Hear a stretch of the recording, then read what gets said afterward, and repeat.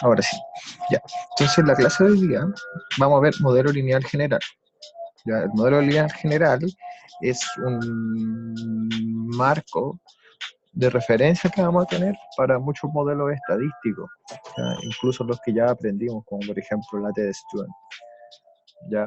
En el modelo lineal general igual vamos a tener que repasar para comprenderlo bien los conceptos de significancia, los conceptos de p-valor, los conceptos de hipótesis nula y bueno, y cosas más básicas como entender la diferencia entre variables nominales, ordinales o escalares. Ya, así que las dudas que tengan eso, la idea es que me las puedan ir haciendo por el chat o pueden también poner su micrófono para poder hacer las preguntas. ¿Ya?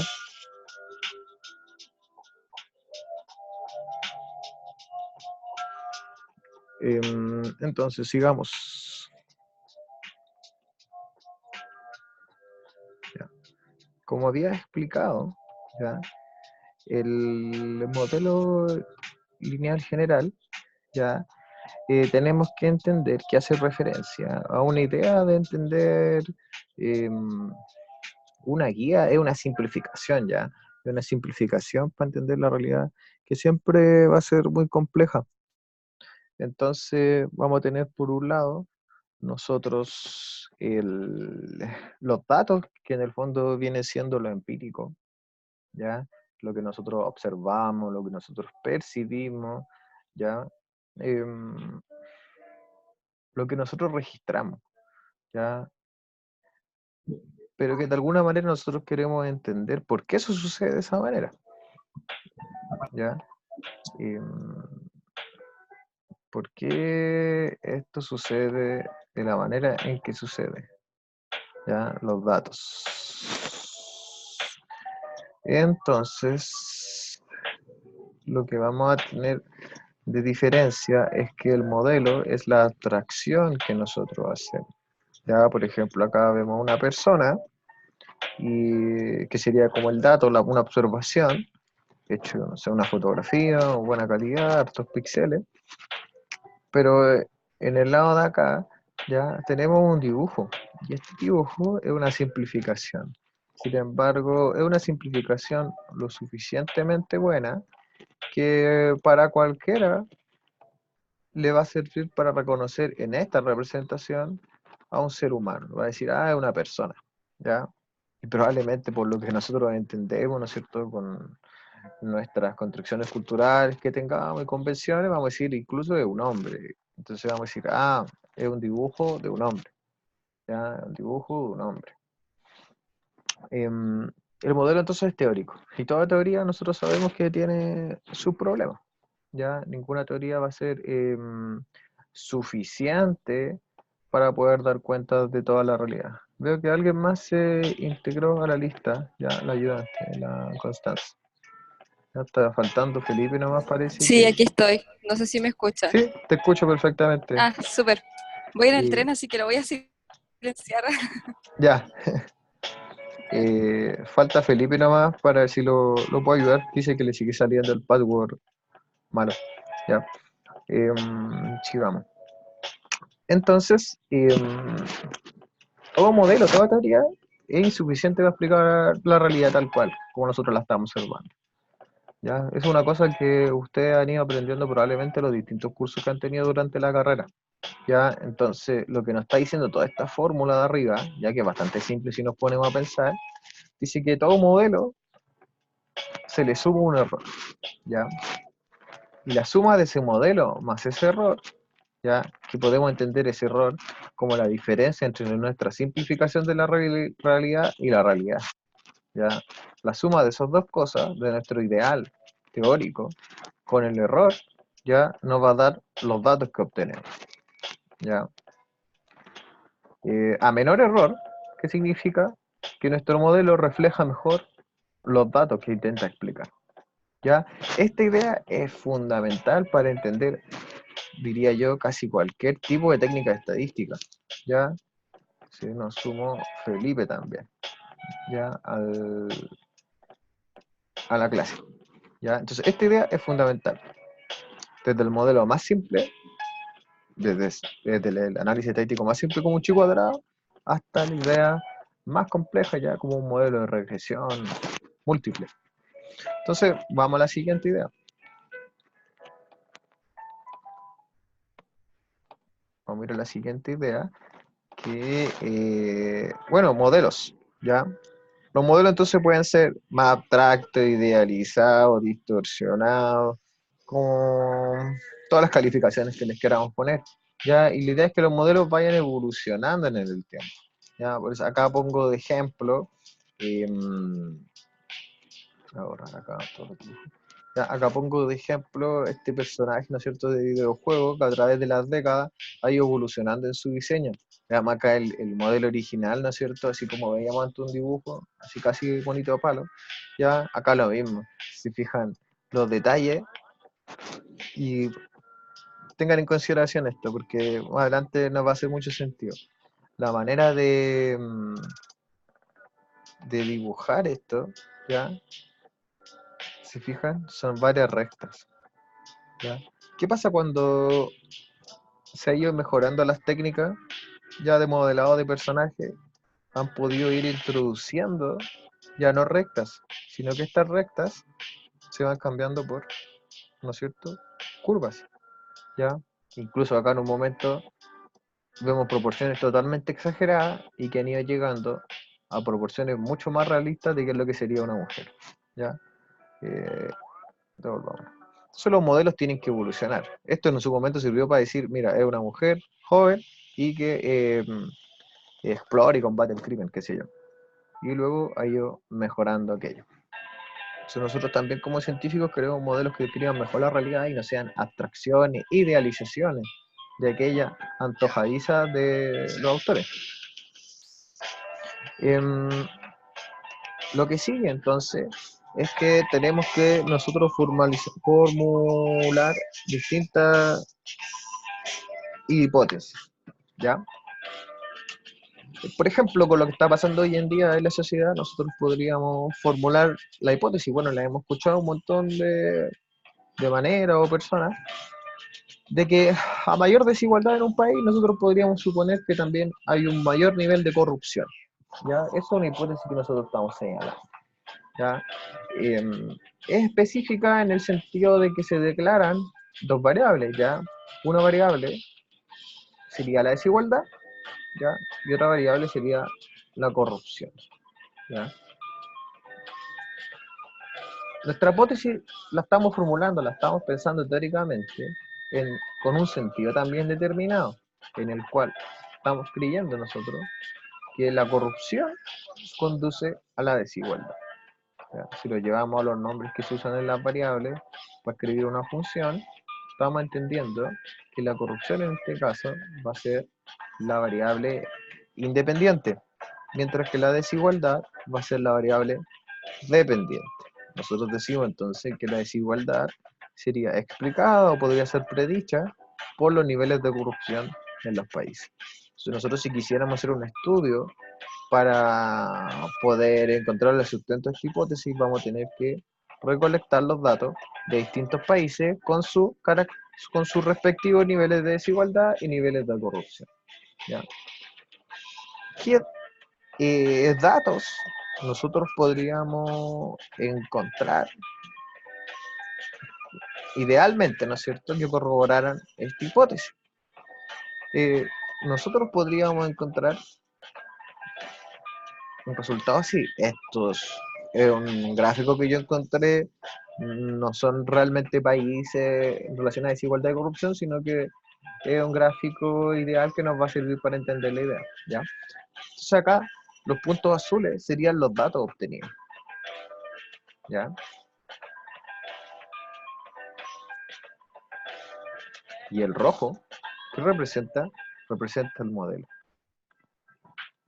De cómo deberían ir estos puntos que están en azul, ¿ya? Si la relación que existe entre desigualdad y corrupción fuera perfecta, ¿ya? Si fuera perfecta, iría cada país uno tras otro en una línea recta. si es que la relación fuera perfecta, y concepto clave, y fuera lineal. ¿Ya? Cuando estamos hablando de lineal, significa que estamos pensando en una línea recta. ¿Ya? Entonces, si la relación entre desigualdad y corrupción fuera una relación perfecta y lineal, irían todos estos puntos, en vez de separados, así como están los azules, irían todos en línea recta. ¿Ya?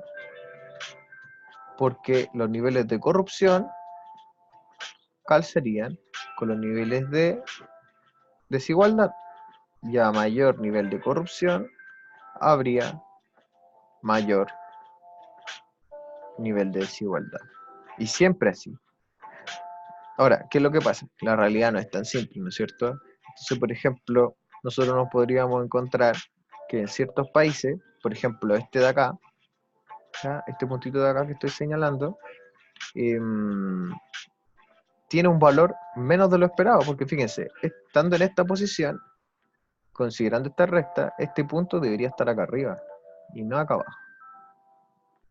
¿Ya? Este punto que, si vemos en el eje X, sale 6, ¿ya? Está en cierto lugar, debería estar un poquito más arriba para llegar a la línea recta. Entonces, este valor es menos de lo esperado según nuestro modelo. ¿Ya? Hay otros que están sobre lo esperado. Es decir, hay algunos países que tienen menor desigualdad de la esperada, dada un cierto nivel de corrupción. Y hay otros países que tienen un mayor nivel de desigualdad en comparación a lo esperado de acuerdo a su nivel de corrupción. ¿Ya? Entonces, esto es un modelo, ¿ya? Esta línea recta lo que nos está diciendo es que nosotros modela cómo esperamos que la corrupción vaya aumentando de acuerdo, o sea, cómo esperamos que la desigualdad vaya aumentando de acuerdo a ciertos niveles de corrupción. Entonces, después uno con el tiempo, ¿qué es lo que pasa? Que antes de incluso usar los software estadísticos, uno se puede ir imaginando ya cómo nos va a salir el resultado dependiendo de la hipótesis que nosotros tenemos, y es más fácil poder planificar un estudio, pero también interpretar los resultados. ¿Ya? Entonces ahora vamos acá a algo que a terreno mucho más complejo, ya un tipo de análisis que, eh, por así decirlo, eh, podría ser evitado muchas veces, ¿ya? ¿Ya? Siempre se prefiere la T-Student y la correlación de Pearson, porque son más directos de interpretar, ¿ya? Entonces, atención acá. Voy a... ya, continuamos. Entonces, los orígenes, ¿ya? Los orígenes que tenemos de la ANOVA, nos remontamos a los primeros momentos ya de la formalización de la estadística como disciplina, ya separada de otras ciencias.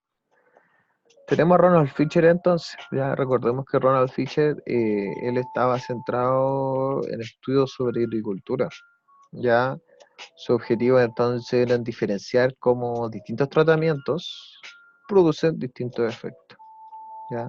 Por ejemplo, el crecimiento de vegetales, verduras, frutas, qué sé yo. Entonces, fíjense que acá, en esta lógica, los tratamientos entonces van a ser la variable independiente, ¿ya? La variable X. Son la variable independiente porque esta es la que estaría produciendo un cambio en el crecimiento, ¿ya? Entonces yo aquí puedo tener un terreno, ¿ya? Y quiero ver si mis plantas van a crecer, ¿ya? De distinta manera, dependiendo de a lo mejor el tipo de suelo que yo voy a usar, ¿ya? Cuántas veces la riego, fertilizante, ¿ya? Si tiene o no tiene plaga, un insecticida para evitar las plagas, ¿ya? Entonces, por ejemplo, acá yo tengo cuatro grupos. Tengo cuatro grupos. Y a cada uno le podría yo dar un tratamiento distinto, ¿ya? Si esto fuera TED Student, ¿ya? Me quedaría corto, Porque acuérdense que la T-Student me permite a mí analizar, comparar dos grupos a la vez. Me permite comparar el promedio de dos grupos. En cambio, el ANOVA va a surgir, ¿no es cierto?, para poder comparar más de dos grupos. ¿Ya? Entonces, el ANOVA en su origen está pensado para diseños experimentales que van a tener más de dos grupos involucrados. ¿Ya? El crecimiento, nuestra variable dependiente, lo podríamos pensar de una manera cuantificada, ¿ya? En la cual puede ser medida en centímetros, ¿ya? Centímetros que ha crecido en un intervalo de tiempo, ¿ya? Por lo tanto, la variable numérica, la variable va a ser de tipo numérica o de razón, ¿ya? Es una variable numérica y de razón. En cambio, los tratamientos es una variable nominal, ¿ya? Es una variable nominal porque los tratamientos lo que hacen es simplemente diferenciar, generar distintos grupos, ¿ya? Por ejemplo, el grupo 1 podría ser un suelo con fertilizante, el grupo 2 podría ser un suelo sin fertilizante, y el grupo 3 podría ser un grupo con un fertilizante pero artificial, ¿ya? Y ahí tendríamos ya tres grupos. Son clasificaciones, no podemos eh, decir que uno sea más o mejor que otro a priori para ordenarlo de una manera determinada, ¿ya? Es una variable entonces de tipo nominal. Vamos a seguir. Entonces con esto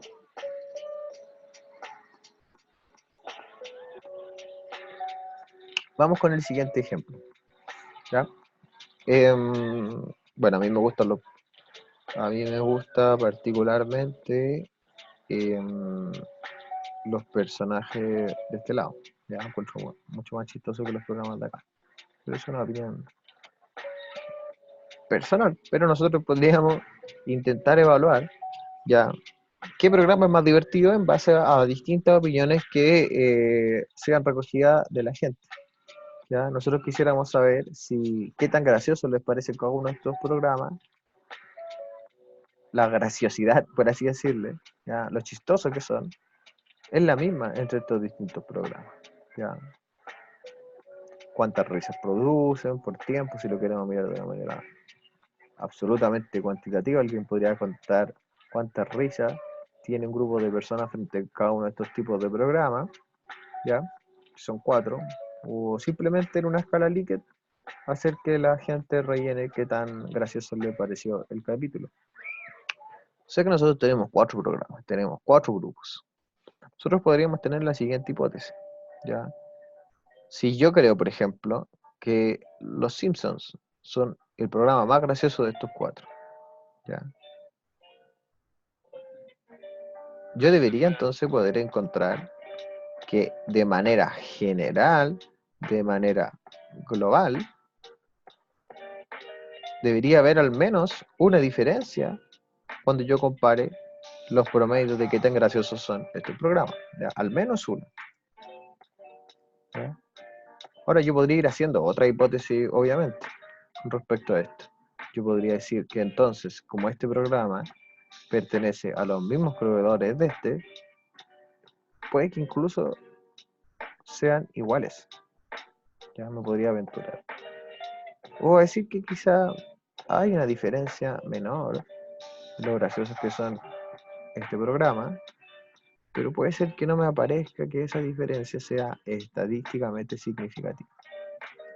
¿Ya? Sigamos con esta idea. Recuerden, grupos, igualdad de grupos, diferencias de grupos. Al menos una diferencia es lo que nos va a llevar a buscar el ANOVA.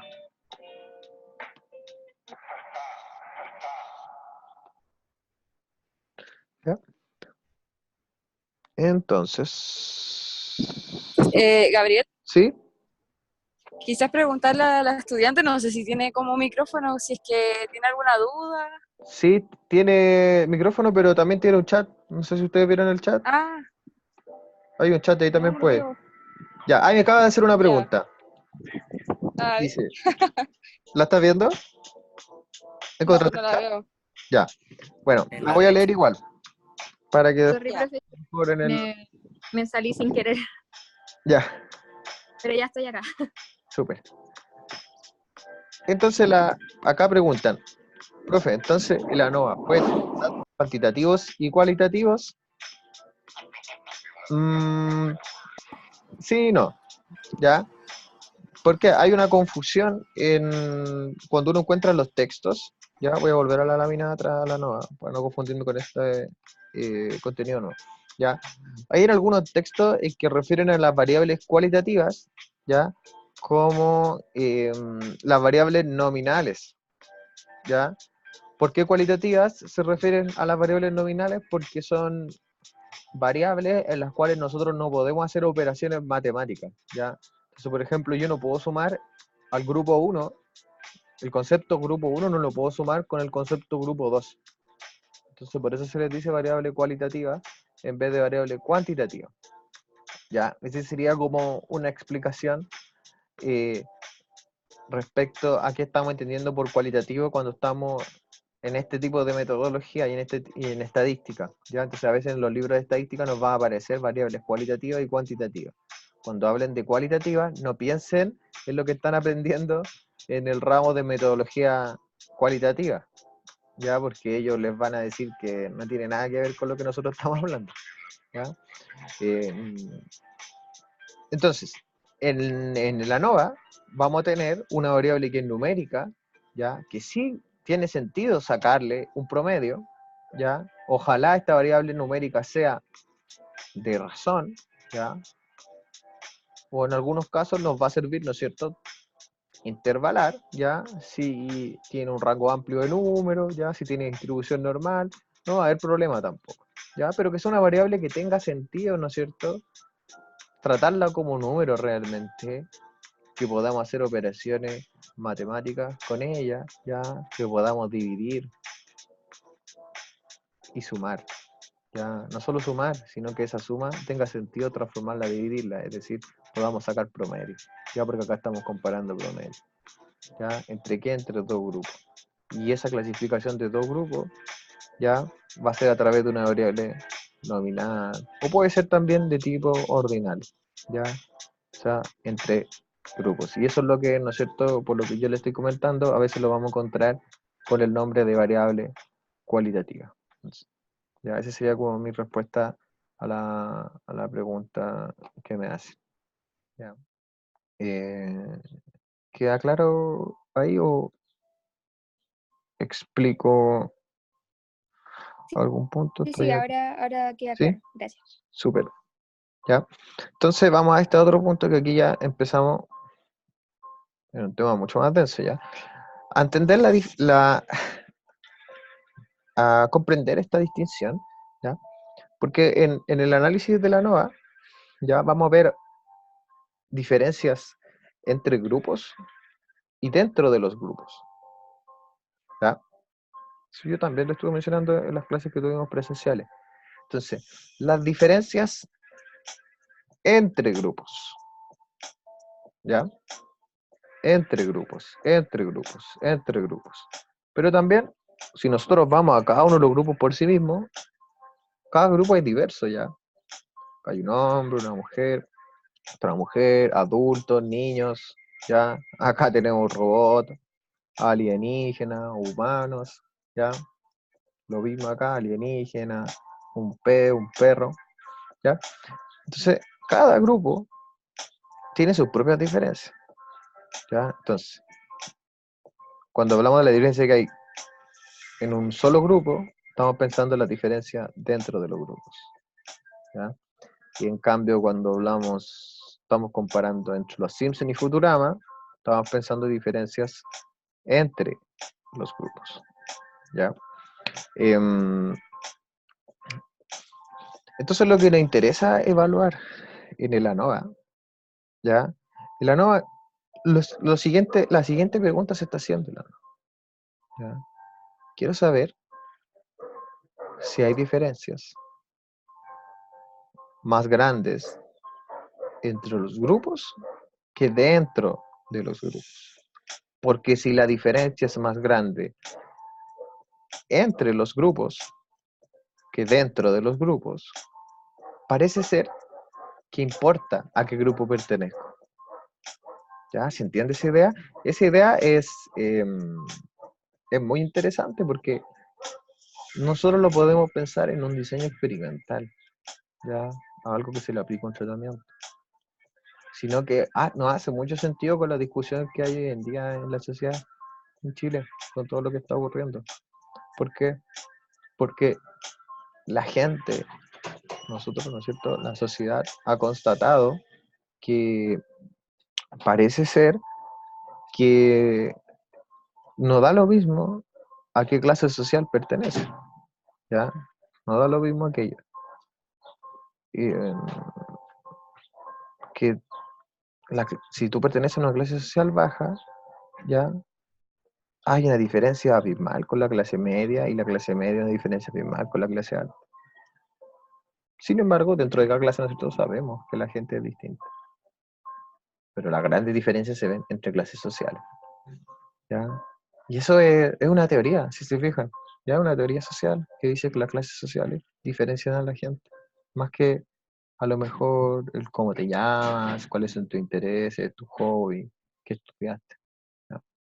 Los grupos con clases sociales generan diferencias. Por ejemplo, los ingresos. Por ejemplo, la capacidad de llegar a cargos políticos. Entonces, la variable que forma los grupos va a ser la variable nominal.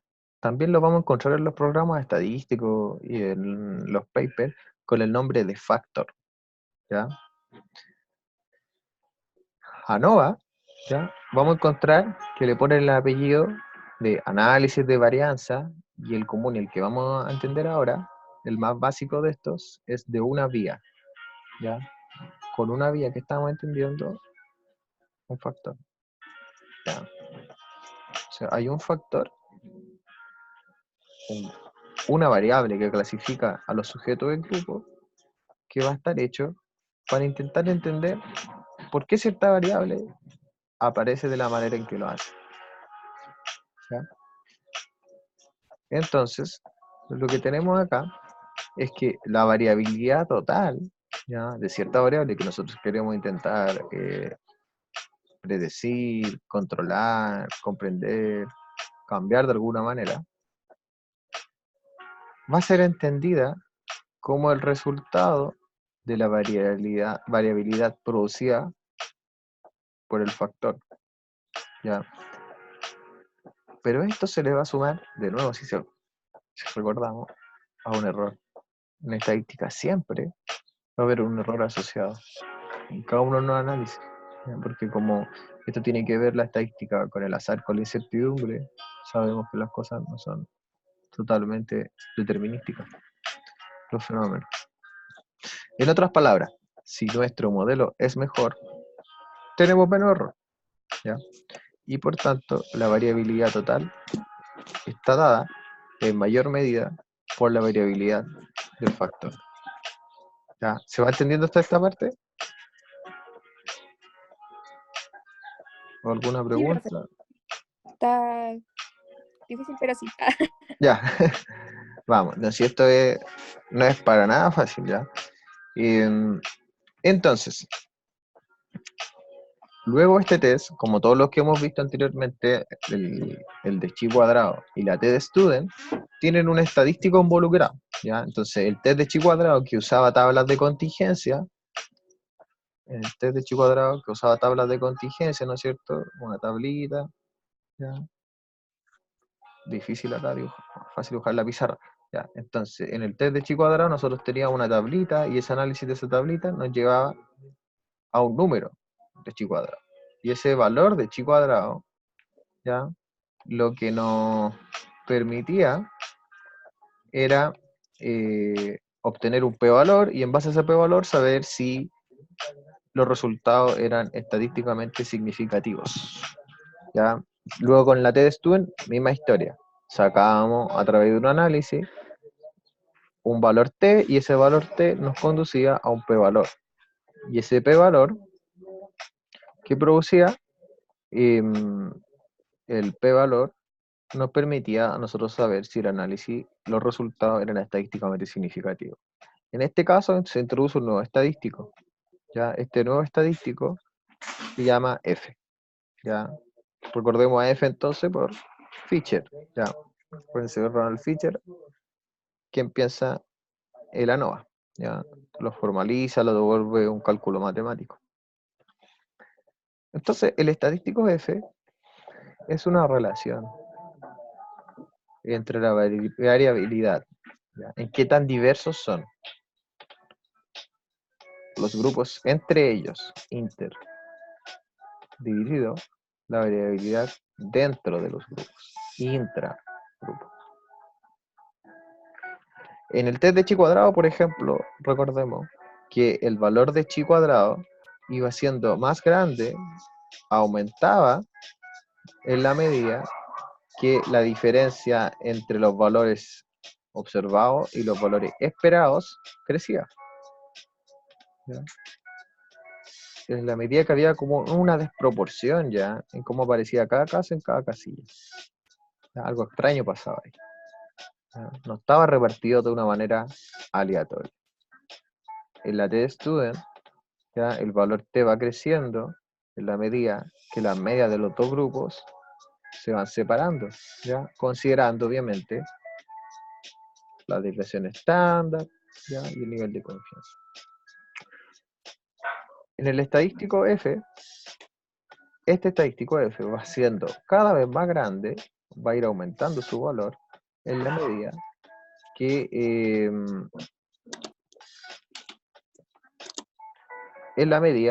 el grupo, las diferencias entre grupos sean más grandes que la diferencia entre grupos. Volvamos acá al dibujo, ¿ya? Si bien cada uno de los personajes que componen a cada una de estas familias son distintos, este pequeño de acá nos parece más parecido a él, ¿ya? Que lo que se parecen este al de acá. ¿Ya? Pensen, estos dos son niños, ¿ya? Pero este niño se parece más al adulto de su grupo que este niño, y este niño se parece más al adulto de su grupo, más que al otro niño. Entonces, volvamos a la lámina en que está. Entonces, el estadístico F va a ir siendo cada vez más grande en la medida que la diferencia entre los grupos sea más grande que la intragrupal. ¿Ya? Nosotros, por ejemplo, veamos esta idea de las clases sociales en el país. Ya uno podría pensar, independiente que entre los cuicos hay diversidad y entre los flights hay diversidad, podríamos decir, igual siempre nos va a quedar muy claro la diferencia entre un flight y un cuico, por así decirlo. ¿Ya? Entonces ahí nos parece que hay algo ahí en la pertenencia de los grupos que influye en la percepción que tienen los demás de ellos. Otras palabras pongo acá yo, es más grande la variabilidad entre los grupos en comparación a la variabilidad dentro de los grupos, más grande es el estadístico F. Ejemplo, vamos ahora con psicología. Tenemos pacientes con diagnóstico con trastorno depresivo y otros con trastorno ansioso. Del grupo de pacientes con trastorno depresivo hay diferencias en sus síntomas. ¿Ya? Lo mismo pasa con el grupo de pacientes con trastorno ansioso.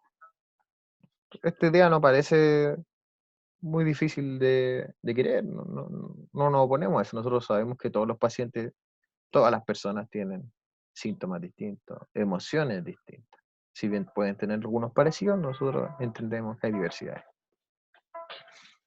Pero si estos grupos son cuadros clínicos distintos, ¿ya? Es decir, si podemos llegar a clasificar teóricamente, de acuerdo a los psicólogos clínicos, entre los pacientes depresivos y los pacientes ansiosos, es decir, son entidades distintas. ¿Qué estamos haciendo ahí? Estamos clasificando a la gente en torno a una variable nominal. La variable nominal en este caso sería trastorno o tipo de trastorno le podríamos llamar, la cual puede ser de dos maneras. Una manera depresiva y una manera ansiosa. ¿Ya? No podemos decir que podamos sumar aquello. ¿Ya? No podemos decir que depresivo sea más que ansioso, es una variable nominal. ni tampoco la podemos poner de tipo ordinal, porque no podríamos tampoco establecer un orden, una jerarquía entre uno de esos dos trastornos, ¿ya? Entonces, si efectivamente son cuadros clínicos distintos, es razonable entonces esperar, hipotetizar, que encontremos más diferencias totales al comparar depresivo versus ansioso. Si agarro a todos los depresivos y veo su sintomatología, ya voy a encontrar que esa diferencia de los depresivos con los ansiosos como grupo, hay una diferencia más grande que la que encuentro entre los integrantes, cada paciente en su grupo respectivo, ¿ya? Es decir, hay más diferencia global entre los depresivos y los ansiosos que la diferencia en los depresivos en sí y la diferencia que encontramos dentro de todos los pacientes ansiosos, ¿ya? De los síntomas que se podrían estar registrando a través de un cuestionario, ¿ya? Van a variar estos síntomas y se van a agrupar de tal manera que vamos a poder distinguir a los depresivos de los ansiosos si es que efectivamente son grupos con distinta sintomatología.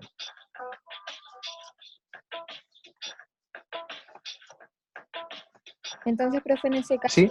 el estadístico F sería mayor. Claro. Sería mayor, ¿no es cierto? Si es que son efectivamente distintos los depresivos de los ansiosos, ya el estadístico F sería grande. Y si la teoría, ¿no es cierto?, está correcta, nosotros encontraríamos, si hiciéramos un análisis estadístico, que nos aparecería unos resultados estadísticamente significativos, ¿ya? Ya. En cambio, por ejemplo, pensemos en otra situación en cual el estadístico F a lo mejor no nos va a dar resultados estadísticamente significativos, ¿ya? Esa situación, ¿cómo podría ser?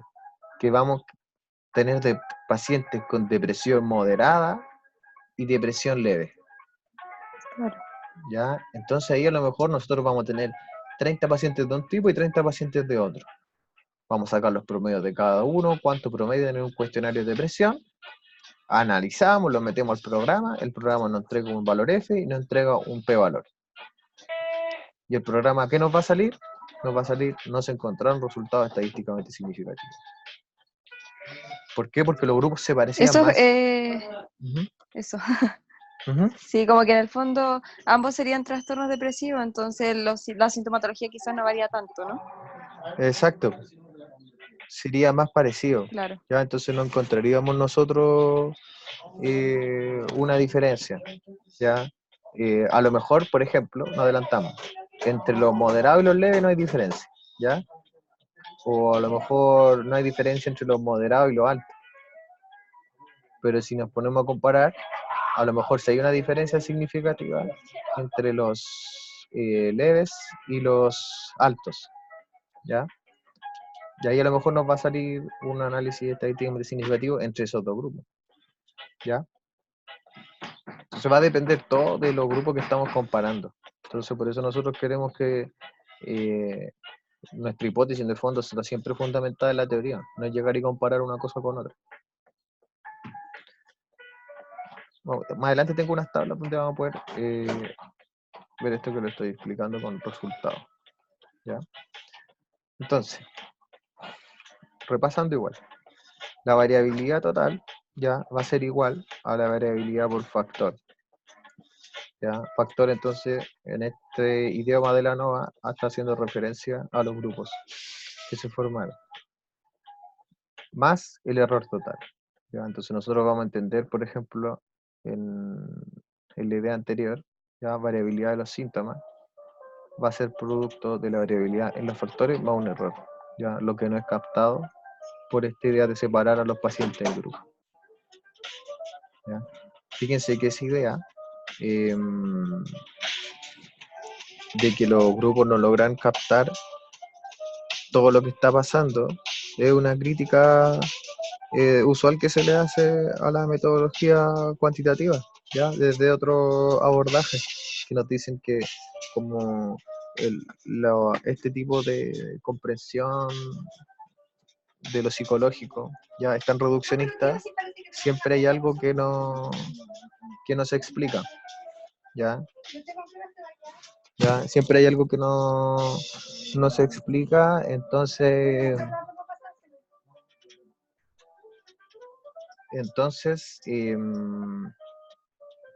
hay una parte de la variabilidad total que no se comprende.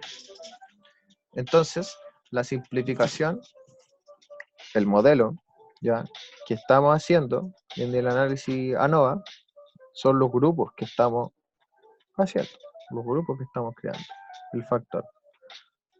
Por ejemplo, los clínicos dirán que unos pacientes responden mejor al tratamiento, ¿ya? La respuesta al tratamiento, ¿ya?, disminución, por ejemplo, de los síntomas, va a ser la variable Y, ya la variable dependiente, porque tienen distintos diagnósticos, ¿ya? O sea, dependiendo del diagnóstico que se le dio a la persona, ¿ya?, que genera grupos, ¿ya?, nos va a explicar la mejora por el tratamiento. Entonces, esta idea que yo tengo acá arriba, variabilidad total, es igual a la variabilidad por factor, más un error total, sigue la misma forma que les mostré en la primera diapositiva, ¿ya?, de esta idea general, donde hay unos datos que responden a lo empírico, lo que nosotros encontramos, siguiendo por un modelo, ya que es una conceptualización desde la teoría, ya para identificar a los sujetos que pertenezcan a un grupo y no a otro, y que eso nosotros queremos que nos explique lo que está sucediendo. Pero siempre va a haber un error involucrado, va a haber una diferencia. Siempre van a haber casos, ¿no es cierto?, que los vamos a estar incluyendo, por ejemplo, en cierto diagnóstico y no en otro, pero que van a tener una respuesta más parecida al otro grupo, ¿ya? Entonces estas cosas se van como solapando, por así decirlo, nunca es perfecto, ¿ya? Si fuera perfecto, nos imaginamos que la psicología clínica sería re fácil, ¿ya? Pero no es así. Ya. Este PPT tiene mucha información, ya, pero solo voy a, como la idea acá no entrar en el detalle, sino en entender lo básico, voy a indicar lo más importante de esto, ¿ya? Entonces, si nos fijamos en la parte de acá arriba, en las notas, en la esquina superior derecha, nosotros nos encontramos con cosas que yo ya les venía explicando, ¿ya? A esta prueba, ANOVA también se le dice la prueba de Fischer, ¿ya? Fischer, cuando se estaba asociado a la ANOVA. O a la prueba de Fischer-Senedekor, ¿ya? Ahí hay obviamente problemas de autoría, qué nombre poner primero. Algunos dicen que Senedekor era el principal creador de esto, y finalmente todos recuerdan Fischer, ¿ya? Entonces, el estadístico F se basa en la razón de división de las dos varianzas. Las varianzas, la variabilidad, una manera más matemática de referirse a eso. Diferencia en los grupos. Esto ya lo vimos nosotros, ya lo estaba explicando. La varianza es la desviación estándar, recordemos, al cuadrado, ¿ya? Son maneras de cuantificar qué tanto se diferencia cada uno de los sujetos del grupo en el que está comparándose. Generalmente nosotros usamos la desviación estándar para informar los resultados porque es un número más pequeño y más fácil de entender. Ahí me faltó la palabra, ¿ya? Hay tablas, ¿no es cierto?, que nos enseñan cómo hay que ir calculando esto para llegar al valor F. Ya hay que ir calculando las diferencias que hay entre los niveles, luego dentro de los niveles, las diferencias totales. Todo esto lo hace el programa de manera automática, ¿ya? Hasta llegar al valor F que nos entrega, ¿ya? Entonces, toda esta fórmula lo que nos va llevando es de una manera sistemática a calcular un indicador que es el valor F de qué tanto diferencia hay entre la variabilidad que existe entre los grupos inter y la variabilidad que existe dentro de los grupos inter. ¿Qué es SC? ¿Ya? Es la suma de los cuadrados, de las diferencias, ¿ya? ¿Por qué cuadrado? No pensemos directamente en la figura geométrica, ¿ya? Cuadrado se hace referir a que las diferencias se elevan al cuadrado, ¿ya? Es decir, un número multiplicado por sí mismo. ¿Por qué se hace esto? ¿Ya? Porque así se eliminan los valores negativos, ¿ya? Lo que nos interesa son las diferencias absolutas. qué tanto se distancian los sujetos del promedio. Entonces, SC, de esta manera, la suma de los cuadrados de las diferencias se puede calcular tanto entre los grupos y tanto dentro de los grupos. Fíjense que dentro de esta fórmula están considerando un i, un menos 1, un n y un menos 1. ¿Qué es esto? Los grados de libertad. Nosotros ya vimos el concepto de grados de libertad, tanto en chi cuadrado como en la testudent. En chi cuadrado, los grados de libertad se calculaban considerando la cantidad de columnas que había en la tabla, ¿ya? Y la cantidad de filas. A mayor cantidad de columnas y filas, mayor grado de libertad. En la testudent también estaban los grados de libertad y que se calculaban con el número de sujetos que habían,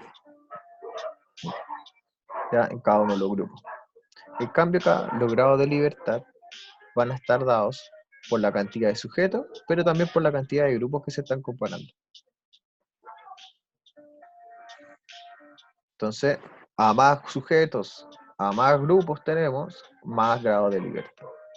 Ya son nociones, lenguajes que se va a ir repitiendo constantemente entre distintos test estadísticos.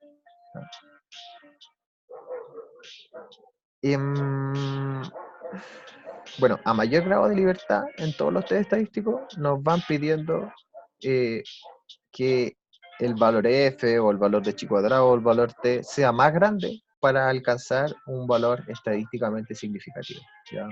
Por ejemplo, si estamos pensando en rechazar la hipótesis nula con un valor menor, ¿ya?, al 5%, a menor al 0,05, vamos a necesitar un chi cuadrado, vamos a necesitar un estadístico F más grande cuando tenemos mayor grado de libertad. Entonces hay que intentar, por así decirlo, si es que no queremos que las cosas se nos pongan tan difíciles, no generar tantos grupos. Ya podríamos pensar, porque son muchas comparaciones, ¿ya? Pero la idea central de esto entonces, que el F que está considerando, para llegar a una idea de esta PPT, que el F considera la suma de las diferencias que hay entre los sujetos.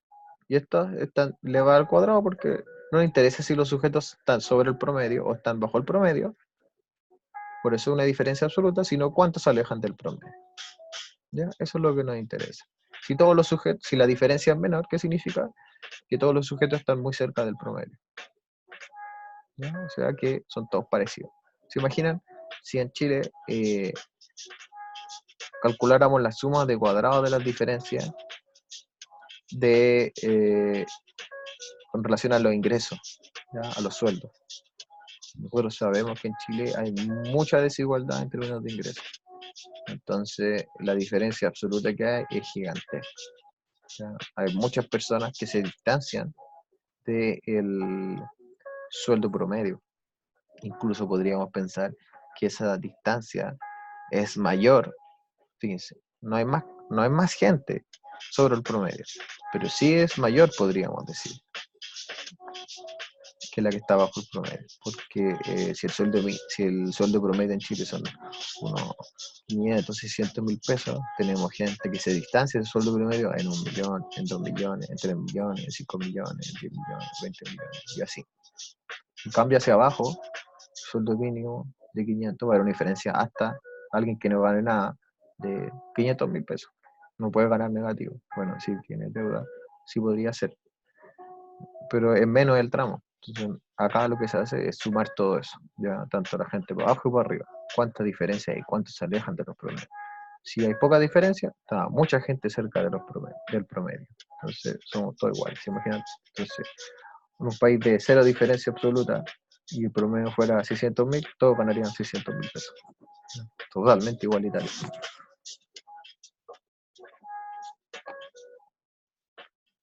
Siguiente. Es posible. Aquí entonces vemos unos resultados. Esta tabla yo la saqué con el programa que alcanzamos a ver en clase, que se llama Jamovie, o Jamovie, como le queramos decir. que era el programa que es gratuito y se puede descargar y ustedes pueden analizar.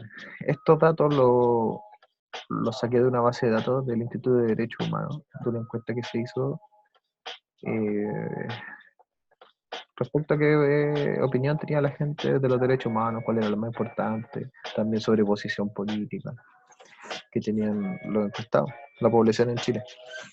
Entonces, estas son dos tablas comunes que nosotros vamos a encontrar en un paper donde aparecen análisis de ANOVA. La primera tabla, ¿qué nos aparece? Bueno, acá aparece el nombre de la variable, ¿ya? Que la variable P34 es la variable de la edad, ¿ya? De las personas encuestadas. No aparece el estadístico F, no aparece el primer grado de libertad calculado, que está hecho en base a los grupos que se está calculando, ya que es los grupos menos 1, 4 grupos, menos 1. Ya tenemos los grados de libertad 2, que tienen que ver con la cantidad de sujetos. Y tenemos el p-valor, que es lo primero que nos va a interesar, sobre todo cuando estamos haciendo un estudio. Incluso muchas veces nos olvidamos de todo lo demás y solamente se reporta esto, ¿ya? Después que vendría a reportar esto y eso. Esto casi nunca se reporta, verdaderamente, ¿ya? Cuando lo mencionan escrito. Y eso es esa tabla. Entonces nosotros vemos acá y decimos, ah, mira, es un número menor a 0,01. Entonces si nosotros comenzamos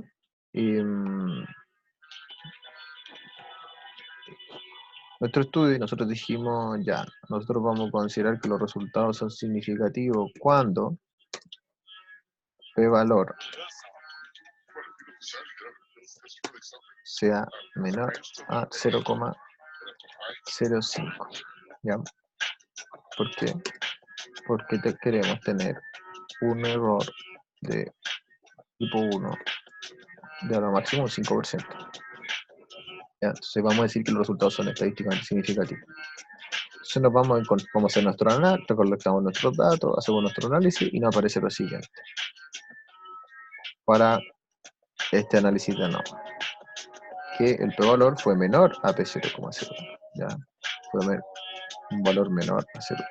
Debe tener muchos ceros, entonces por eso el programa no los pone todos. Una cosa de que la tabla quede pequeña.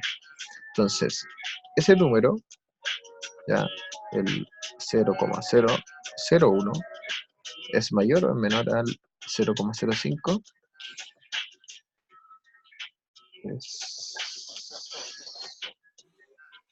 Este número es menor al 0,05. ¿Ya? Por eso nosotros llegamos a la siguiente conclusión. Que los resultados sí son significativos. ¿Ya? Estadísticamente significativos. ¿Ya? Entonces nosotros quedamos muy felices y acá entonces los papers a veces les ponen asterisco, estrella, recordándonos que algo bueno pasó. Entonces bueno, este ANOVA, ¿de dónde lo saqué? ¿Qué estaba analizando? Estaba analizando la variable edad, que era la variable numérica, una variable que le podemos calcular promedio, y con la siguiente variable, una variable de tipo nominal, que se llama posición política, que la persona declaró. Entonces esta podía ser de izquierda, de centro, de derecha y sin posición política. ¿Ya? Gabriel, ¿Sí? disculpa, es que de repente se escucha entrecortado. ¿Qué estamos comparando con la posición política? La edad. La variable P34 Ah, es la variable edad. ya. Ah, Sí, ya, gracias. ya, súper. Entonces, lo que estamos haciendo es, con el test de ANOVA, es saber si entre estos cuatro grupos, que son formados por la variable posición política, hay al menos una diferencia de edad. ¿Ya? Fíjense, el test de ANOVA, esto que estamos haciendo acá arriba, es un análisis global. ¿Ya? Nos dice que al menos en alguna combinación de acá hay alguna diferencia. No nos dice dónde. ¿Ya? Entonces acá nos dice hay una diferencia significativa. Es decir, al menos entre algunos de estos grupos se difiere la edad. ¿Ya? Nosotros, entonces, ¿por qué hice esto yo? Yo pensé, a ver, ¿Con qué variable me parece plausible ver si la gente difiere en edad? ¿Ya? Entonces, lo que me pareció como una idea que era razonable de evaluar era de que los jóvenes no tienen posición política, o que hay más jóvenes que declaran no tener posición política. ¿Ya? Entonces, lo primero que vamos a hacer nosotros es un test de ANOVA global. ¿Ya? Porque acá tenemos 4 grupos y tenemos una variable numérica. Tenemos la variable nominal, que es posición política, tenemos la variable numérica, ¿ya? Que es la edad. ¿Qué sigue en la tabla? Bueno, aparece n, que significa el número de casos por cada uno de estos grupos. Entonces, si se fijan acá, lo que aparece es que el grupo con menor cantidad de personas que declaran una posición política de derecha, ¿ya? Hay solo 527 personas de toda la muestra que declaran ser de derecha. En contraposición, 5.623 declaran no tener posición política.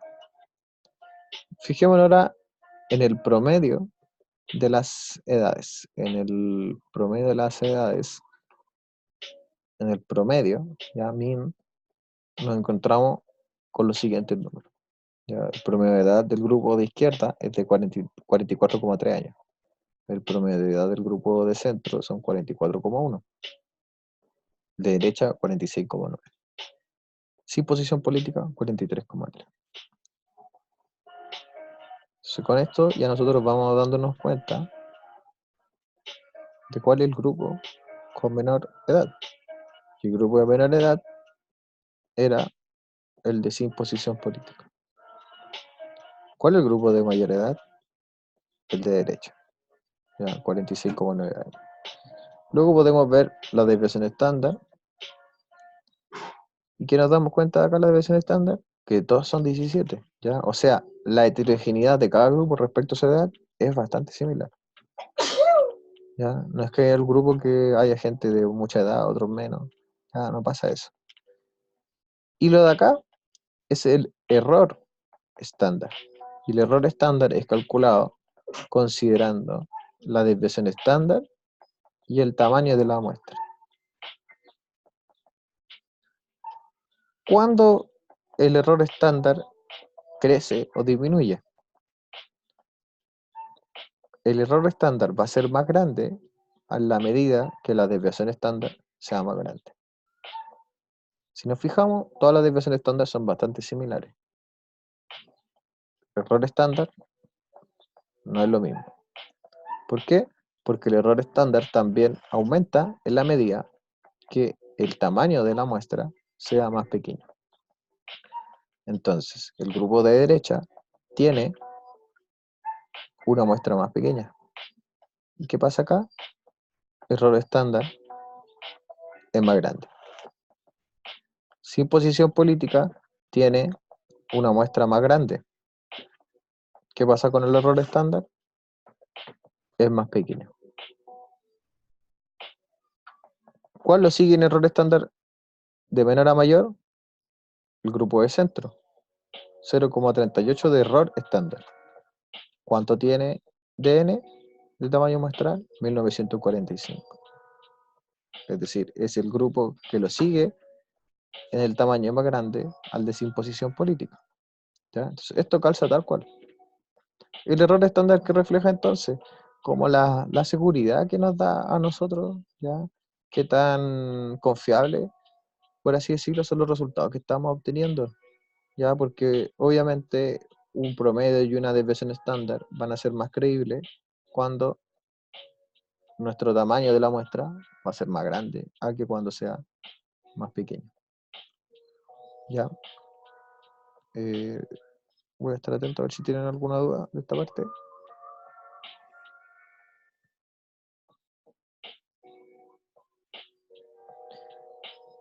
Voy a continuar.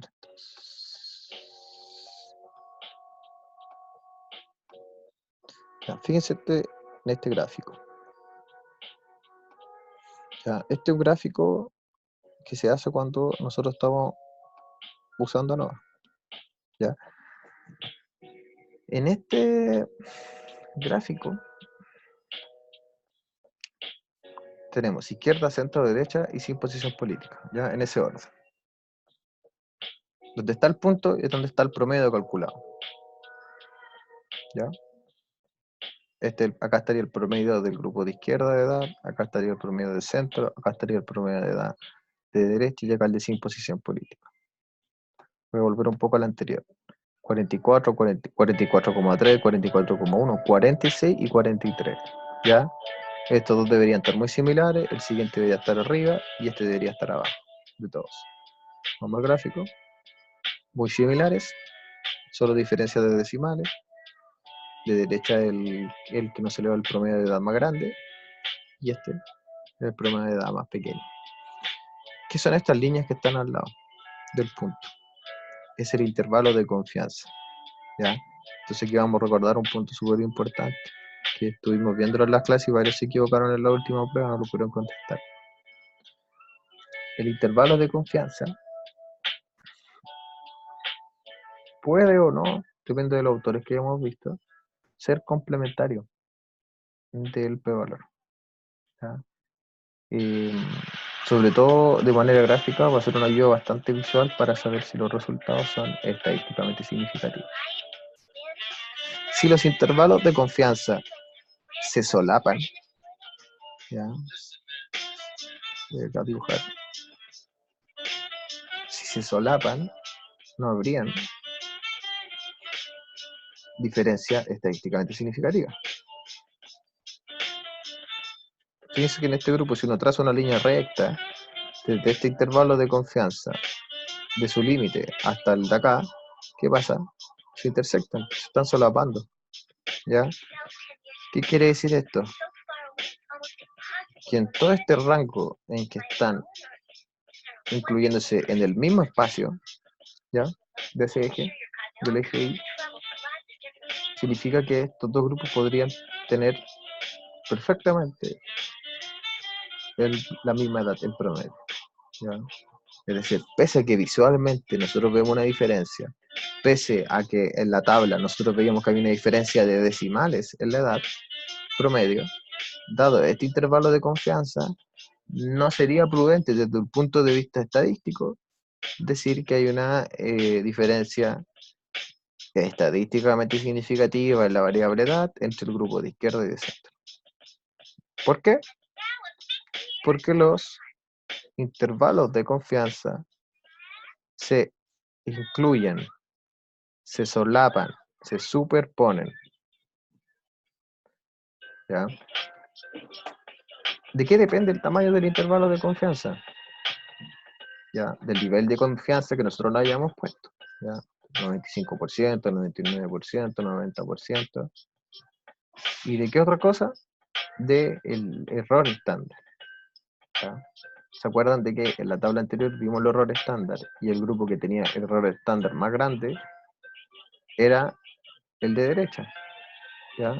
Y fíjense acá, cuando vemos el dibujo, es justamente en que estos bracitos, que son los intervalos de confianza, son los más grandes. ¿Y por qué acá era más grande el error estándar? Y por ende el intervalo de confianza, porque la muestra es más pequeña. En cambio, en el grupo sin posición política, en el grupo sin posición política, el intervalo de confianza es más pequeño. ¿Por qué? Porque su error estándar es más pequeño. Porque su error estándar es más pequeño, porque la muestra es la más grande. Entonces nos está dando un intervalo de confianza más preciso. El intervalo de confianza, ¿no es cierto?, está diciendo que la edad podría ir entre este punto y este otro punto. En cambio, en el de acá nos está dando un rango mucho más grande. Ya, en este nos salió uno de 46, pero nos dice que podría llegar casi hasta 49 años. ¿Ya? Y también está bajando. ¿Ya? Entonces nosotros vamos a querer, obviamente, por términos de precisión, intervalos de confianza más pequeños. Nosotros ya hicimos el test de ANOVA antes, global, y nos salió lo siguiente, que los valores, había al menos una diferencia estadísticamente significativa según el p-valor, ¿ya? Pero no sabíamos dónde. Luego vimos acá Y dijimos, ah, sí, pues difieren en edad. ¿Dónde es más seguro que se difiera? Entre este y este. Es donde hay más diferencia. Hay más diferencia entre el 46 y el 43 que entre el 44 y el 44,1 y el 44,3, o entre el 46,9 y el 44,1. Vamos entonces al gráfico y efectivamente se corrobora con lo que estamos viendo acá nosotros. ¿Ya? ¿Por qué? Porque voy a borrar acá.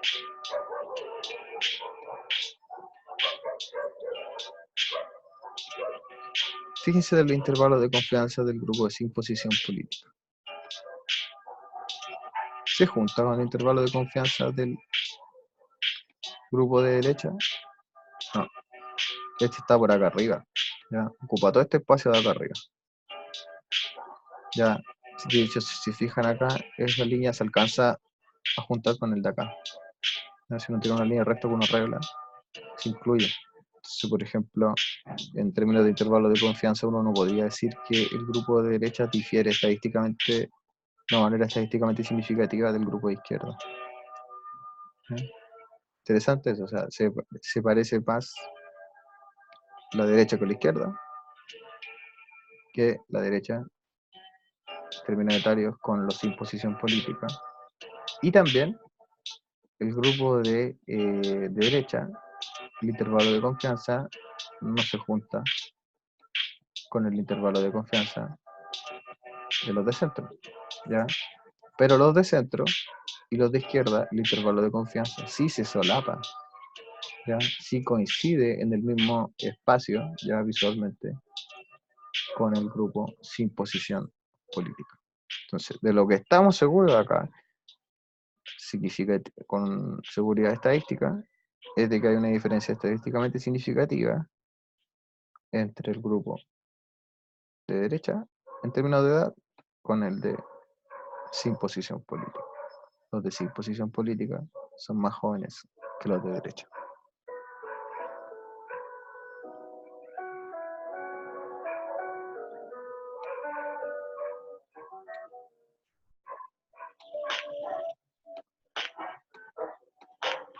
Ya, ahora vamos con la correlación de Pearson.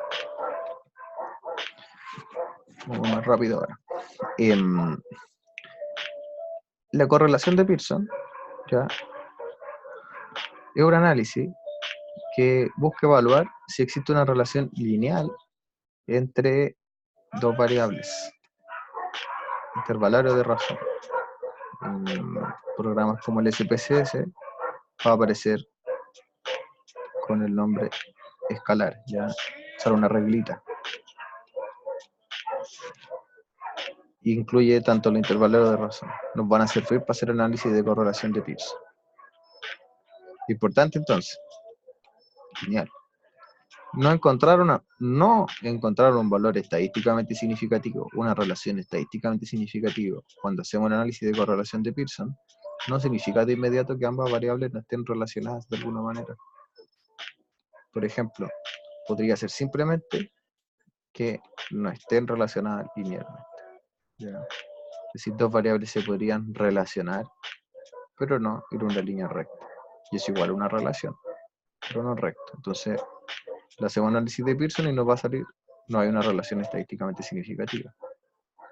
Ah, las variables no se relacionan en nada. No podemos descartar eso. Lo más prudente es decir que no hay una relación lineal entre ambas variables.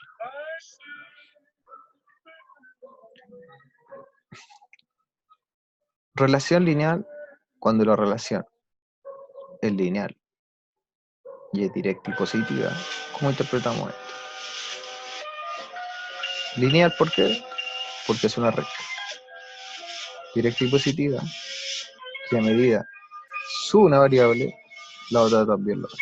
Es decir, las relaciones van a ser positivas entre las variables cuando ambas van en la misma dirección, que es como lo teníamos presentado en el primer gráfico que mostré. ¿Ya?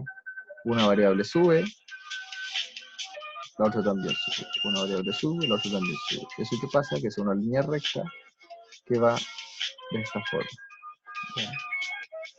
En el comienzo está abajo y en la medida va subiendo la medida que avanza. Si fuera indirecta y negativa, y también fuera lineal, nosotros no encontraríamos que sería así, ¿no? O podría ir así, o podría ir así. Lo único cambiando ahí es la pendiente, pero es una recta en todos los casos, ¿no? Y eso es una relación lineal, pero indirecta o negativa. Cuando las positivas van hacia arriba, ¿no? De manera recta, pero hacia arriba.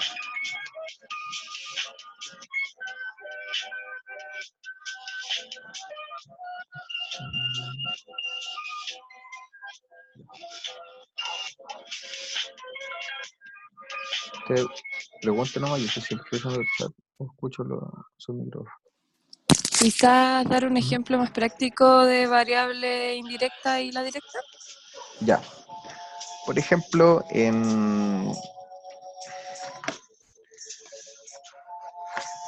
veamos las dos sintomatologías que vimos antes. Ya, síntomas depresivos y síntomas ansiosos. ¿Ya? Entonces, yo acá que podría pensar, tenemos un gráfico, ¿ya? Y tengo ansiedad y tengo depresión. Entonces yo podría decir, yo creo que hay una relación lineal entre ansiedad y depresión.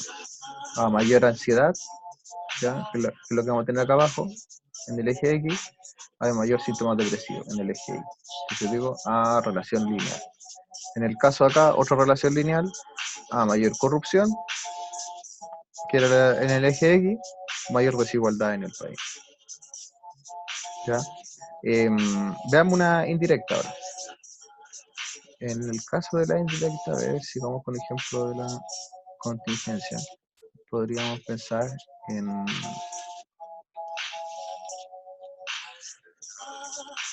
mí igual se me votaciones y ocurre en algo. confianza. Sí, a ver, dale. Ya igual es quizás muy burdo, pero un ejemplo. Uh-huh. Como a mayor manifestación en Plaza Italia, no. ¿Qué sería? ¿Positivo o negativo era eso? Pero cuéntale Sí, igual. sería positivo. Es que igual es positiva. Estaba pensando como mayor manifestación en Plaza Italia, mayor descontento del gobierno.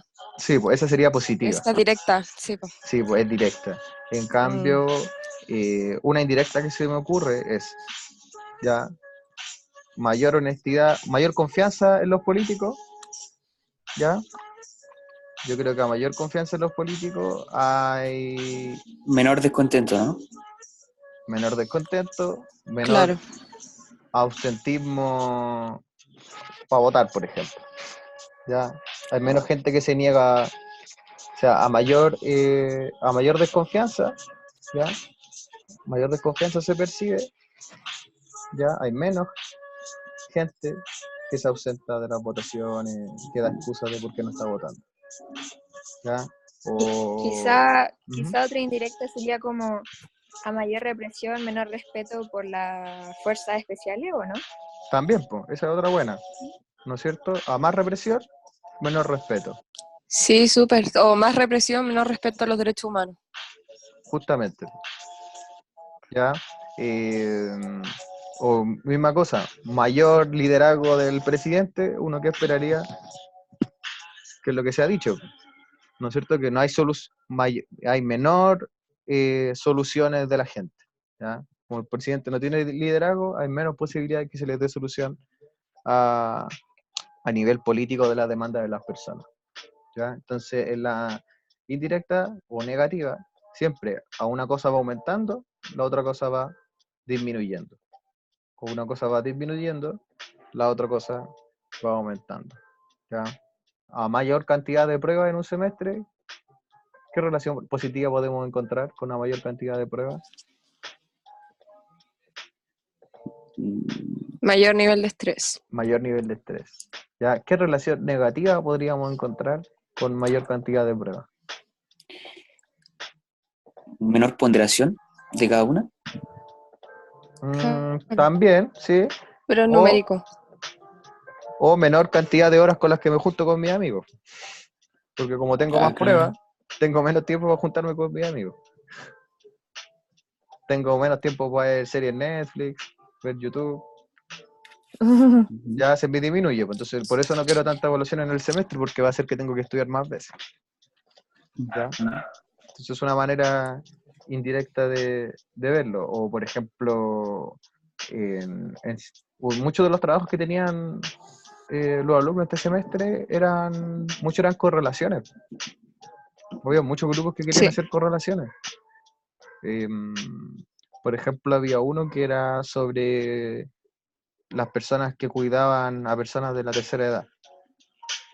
Entonces, ese grupo pensaba que a mayor cantidad de horas a la semana cuidaran a un adulto mayor, había mayor sobrecarga emocional.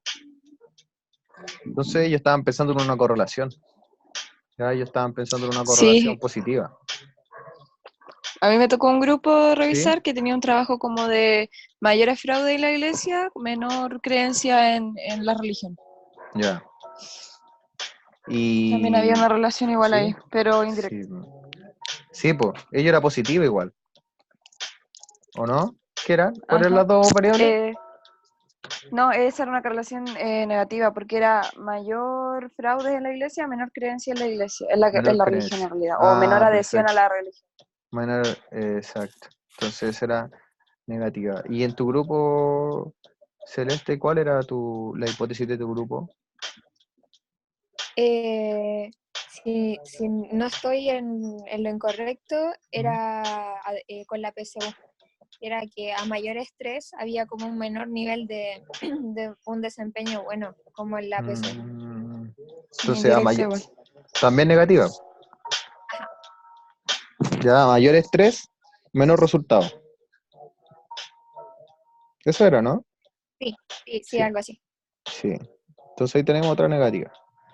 Ya, entonces ahí habría que haber hecho el estudio y todo y podríamos ver qué pasaba. ¿Ya?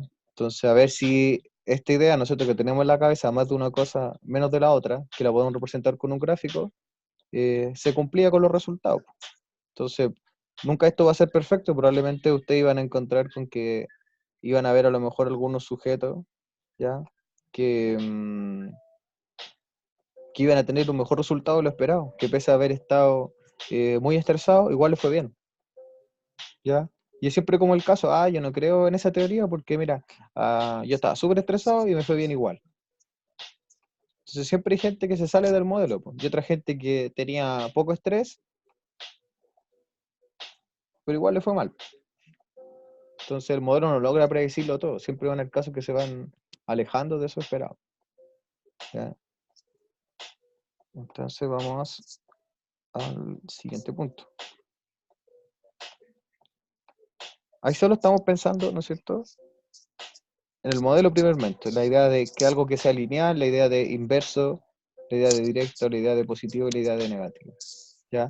El coeficiente de correlación de Pearson en su fórmula trabaja con puntajes estandarizados, los puntajes Z. ¿Ya? Los puntajes estandarizados, ¿no es cierto?, hacen referencia a la distancia de un caso de la media. ¿Ya? Es una fórmula que se calcula teniendo en cuenta el valor de un caso en particular comparado con el promedio dividido por la desviación estándar.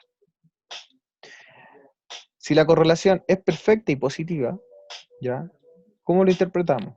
Que el sujeto con el puntaje más alto era una variable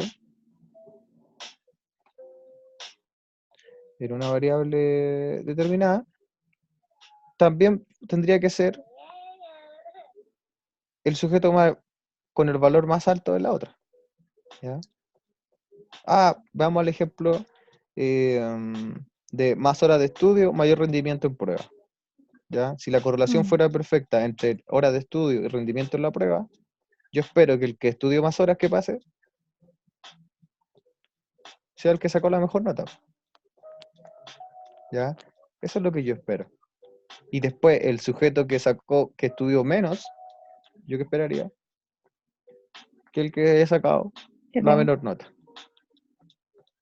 Y además tendría que seguir así pensando con todos los otros sujetos, ¿ya? Que el que estudió, si comparamos a todos los sujetos, el que estudió justo en la mitad, ¿ya? El que no estudió ni tanto, ni tampoco, ni mucho, debería sacar la nota de entre medio. Y el que estudió a continuación del que estudió más, debería sacar la segunda nota más alta.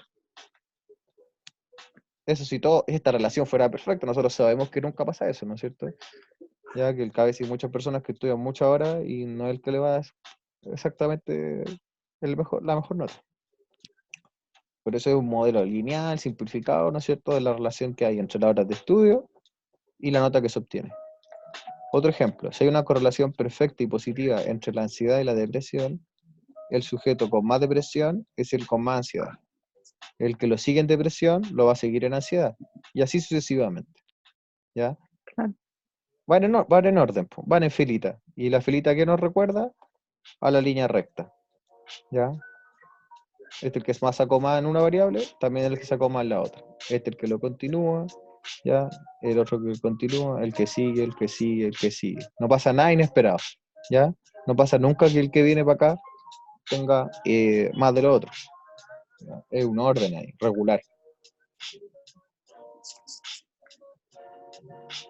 Entonces, un modelo ideal. Muy simplificado, que se equivoca mucho, pero nos permite hacer una aproximación a la realidad. ¿Ya?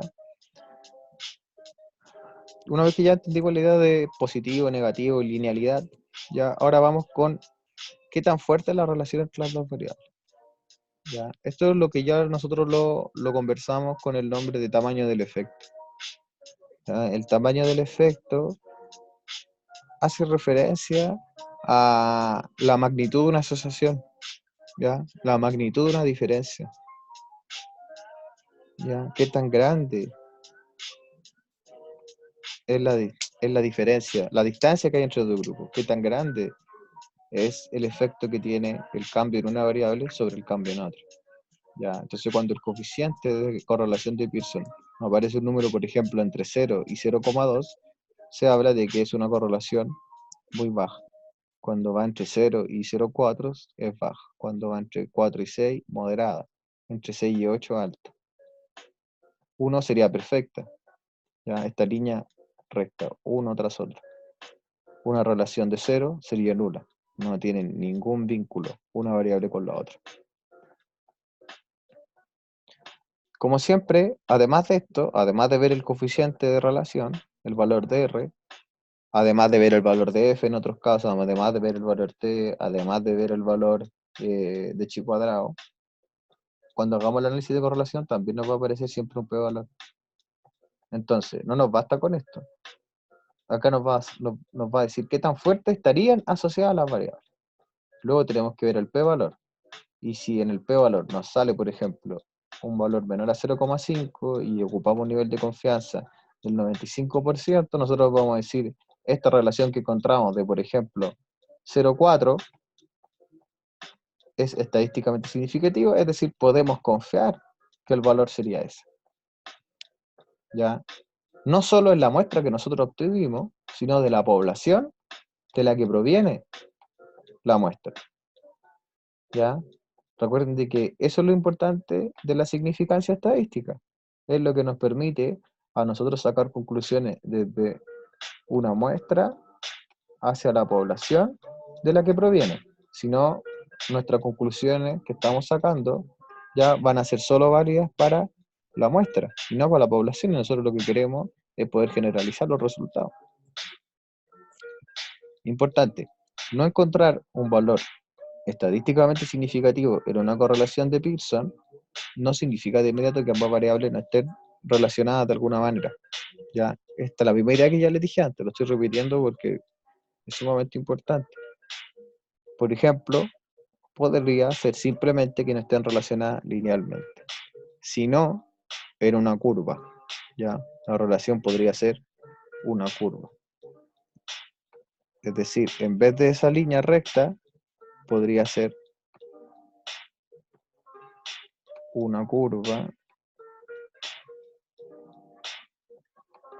así, en vez de ser así. ¿Ya? En vez de ser una línea recta, podría ser una curva. Podría tener esta forma. ¿Ya? Como más exponencial. Exponencial, justamente. Y ahí tenemos nosotros, en matemática hay un montón de funciones. Entonces, ahí está lo lo podríamos pensar, el déficit que tiene la metodología cuantitativa, la gran limitación, es que a nosotros como psicólogas, tenemos poca formación en matemáticas. Entonces, como tenemos poca formación en matemáticas, como que todo tendemos a verlo linealmente, porque es como la única función que conocemos. Y a lo mejor hay un montón de relaciones entre variables que lo más probable es que no sean líneas rectas, ¿ya? Sino que tengan muchas formas distintas. Pero nosotros le intentamos hacer calzar la línea recta porque es la más fácil de entender. Ya sea para nosotros como a profesionales que no se pueden, de la psicología y otras áreas que no se dedican a la investigación, pero quieren un modelo sencillo para aplicarlo en su quehacer, ¿ya? Entonces vamos a la siguiente diapositiva.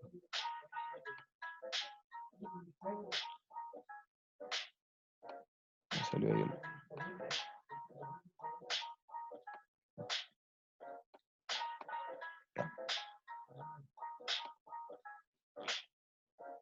Acá hay una tabla de un paper que aparece abajo del artículo donde sale, ¿ya? Este artículo, yo les dije que le iba a dar unos artículos para que estuvieran asociados y eso iba a hacer preguntas en la prueba, ¿ya? Voy a sacar preguntas de esos artículos. Es decir, la idea es que se familiaricen con ellos porque de ahí voy a sacar a lo mejor tablas y todo para que las analicen, ¿ya? O parte, entonces mejor si ya le han echado una mirada de qué tema tratan, porque así ese día no van a estar leyéndolo encima y les va a costar más comprenderlo. ¿Ya? Entonces este es uno. Acá aparece la siguiente tabla, ¿ya? Que una tabla de análisis de correlación de Pearson. Entonces, en esta tabla, si se fijan, está viendo la correlación que existe entre la procrastinación académica y el rasgo ansioso que tienen las personas, ¿ya? ¿Por qué? Porque los autores que están haciendo este estudio dicen que los estudiantes que tienen mayores rasgos ansiosos se imaginan que ellos procrastinan más estudiar, hacer los trabajos, ¿ya? Esa es la hipótesis que tienen los autores de este estudio. Entonces yo, ¿qué esperaría? ¿Una relación positiva o negativa? ¿Qué sería la esperada? Si ellos creen que los alumnos que tienen más ansiedad son los que más procrastinan, Positiva. positiva, ¿ya? A más de una cosa, más de la otra. A más ansiedad como rasgo de personalidad, mayor procrastinación académica. ¿Qué resultados ellos encuentran? De 0,23, ¿ya? Es el 0,239. Ese es el indicador, ya, el coeficiente de Pearson. Y el nivel de significancia de esa correlación de Pearson, de ese coeficiente de Pearson que ellos están encontrando, es de 0,24. 0,24 es un número mayor o menor al 0,05. 0,24 es un número menor, ¿ya? Entonces ellos acá nos ayudan en esta tabla y ¿qué hacen? Les ponen asterisco, ¿ya? Para avisarnos de que hay una relación estadísticamente significativa, ¿ya? Y abajo en la tablita dice, ¿qué significan estos dos asteriscos? Que ese p-valor es menor al 0,05, ¿ya? Nos están ayudando acá. ¿Cuántos sujetos usaron para este estudio? 89, ¿ya? Entonces, encontraron una relación de 0,23 estadísticamente significativa, a un nivel del 5%. Así habría que redactar los resultados de esta tabla, ¿ya? Del hallazgo. Así hubieran tenido que ustedes redactar los resultados de su estudio cuando hubieran hecho la relación entre las dos variables, entre, por ejemplo, estrés para la PSU y puntaje obtenido en la PSU, ¿ya? Ahora, ahí está el concepto de varianza explicada. La varianza explicada es lo que se obtiene al elevar el cuadrado, ¿ya? O sea, multiplicar por sí mismo el coeficiente de correlación de Pearson, ¿ya? Por ejemplo, la correlación obtenida en este caso fue de 0,24. Entonces, ¿yo qué hago? 0,24 por 0,24. ¿Ya? Igual a 0,0576. ¿Ya? O sea, el 0,05576%, fíjense, menos del 1% de los valores obtenidos en una variable es explicado por la otra. Muy poco. ¿Ya?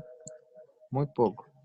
¿Qué significa la varianza explicada? Se interpreta como el porcentaje en que varía una variable según lo que varía la otra variable con lo que está relacionada. ¿Ya? Correlación, 0,24 es una correlación que está entre 0, 2 y 0,4. ¿Qué nombre le han puesto? Correlación baja. ¿Ya? Acá tuve un error porque antes había puesto otra tabla y tenía 4 números y le dije acá moderado, pero eso, como estamos viendo, es una relación baja. ¿Ya? ¿Por qué? Porque fíjense, explica menos del 1%. ¿Qué conclusión podemos sacar de esto? De que nosotros podemos encontrar relaciones estadísticamente significativas, fíjense, desde el punto de vista estadístico, pero que a niveles prácticos no importan mucho, ¿ya?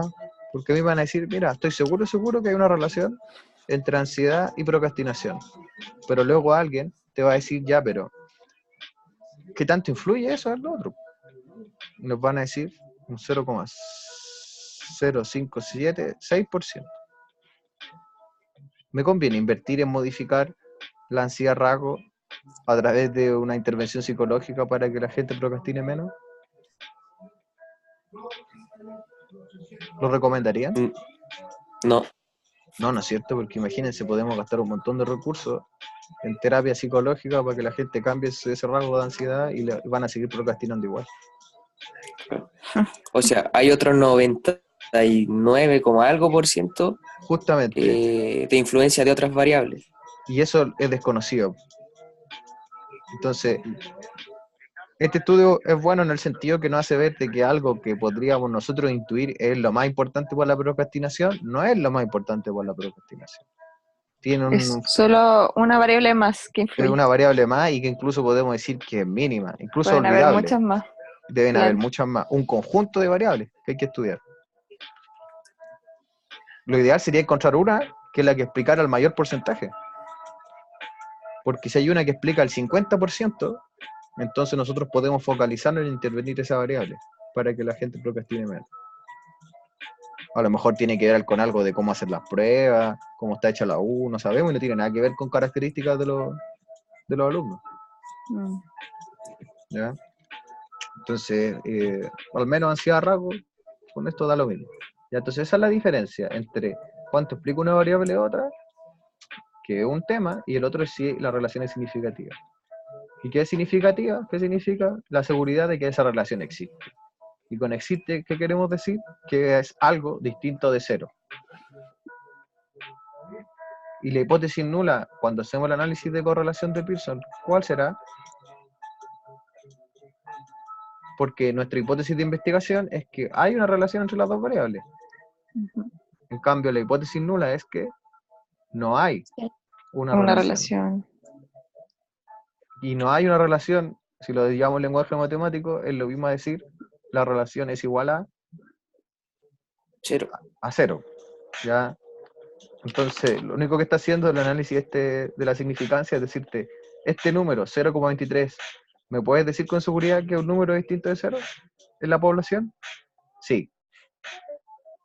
Eso es lo que nos está diciendo. Mira, con seguridad en la población, la relación entre estas dos variables no es cero. Una pregunta, ¿Sí? ¿la varianza explicada entonces parte de la correlación de Pearson? Sí. ¿O es como algo aparte? Sí, es parte de la correlación de Pearson. Es una manera más fácil de interpretar qué tan importante es la relación que nosotros encontramos para transformarla en un porcentaje. Porque los porcentajes es como lo más fácil de interpretar, como más universal. Entonces, Vamos al siguiente punto. Fíjense, acá hay distintos ejemplos de relaciones, ¿ya? La primera acá, de la izquierda superior, es una relación fuerte y positiva. Va subiendo una, va subiendo la otra. Entonces va en subida la línea recta. ¿Por qué fuerte? Porque casi todos los puntitos rojos, que son los casos, están muy cerca y muchos están sobre la línea recta, que es la línea del modelo. ¿Ya? A más fuerte es la relación, más cerca está del 1, ¿ya? Porque relación igual a 1 en el coeficiente de Pearson era una relación perfecta, significa que todos los puntos caen en la línea recta que nosotros estamos trazando. El gráfico que sigue es una relación positiva y débil. ¿Por qué es positiva? Bueno, porque la línea recta también va subiendo, pero ¿por qué es débil? Porque tenemos hartos puntos que están muy alejados de la línea. Es decir, esa línea no está siendo una buena referencia para dónde van cayendo los puntos, ya que serían los valores obtenidos por cada uno de los sujetos de nuestro estudio. La siguiente es una relación negativa porque va en descenso, pero fuerte, ya muy cercano al 1. ¿Por qué? Porque hay varios puntos que están cerca de la recta. Es decir, en fortaleza de relación, la primera de acá de la izquierda es igual, en términos de fortaleza, de intensidad, magnitud de la relación, es igual que la negativa de acá. Pero ¿en qué cambian? En la dirección.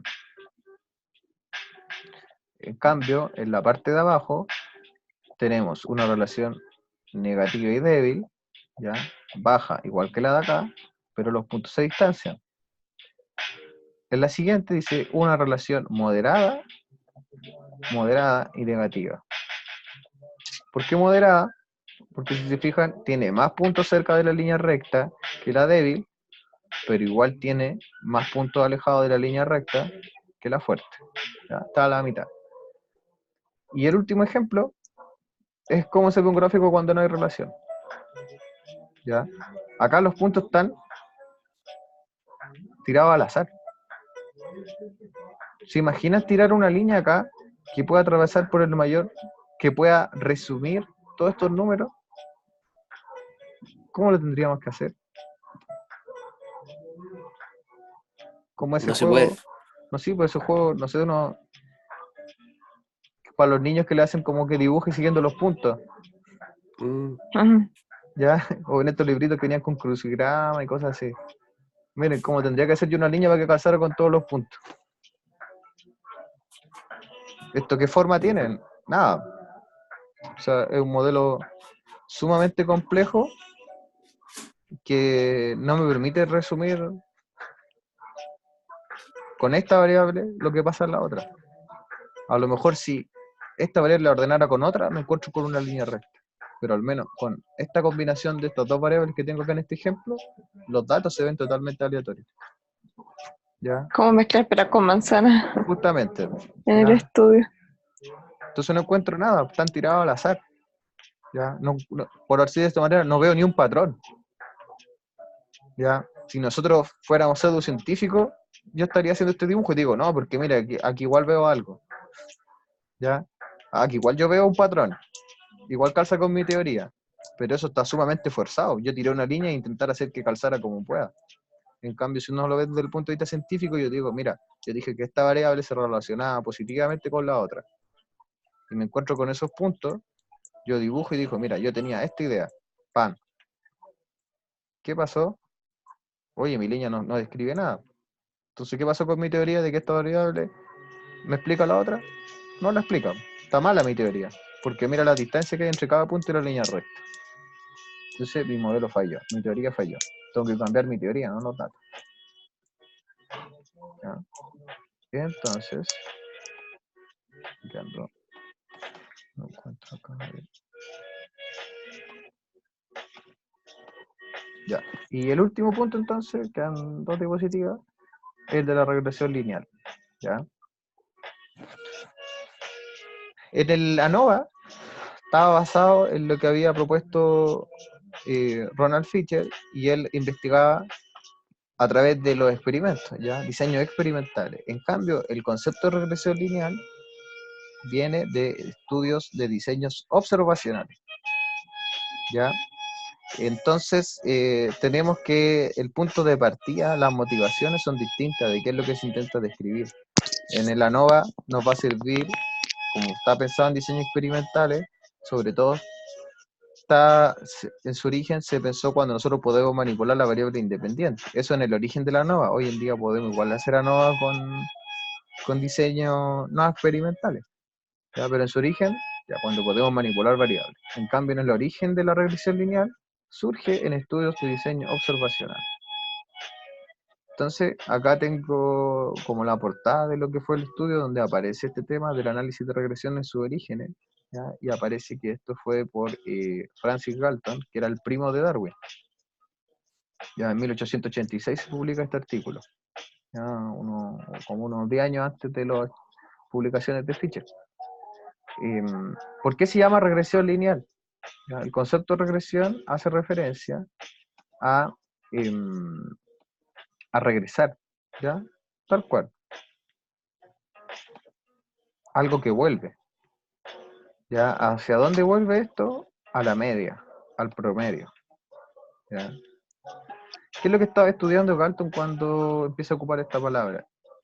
Él le llamaba la atención, mire la palabra que usa, mediocridad, en la que hacía referencia con la mediocridad al promedio. Eso era ser mediocre. Entonces, estaba en el promedio era el mediocre.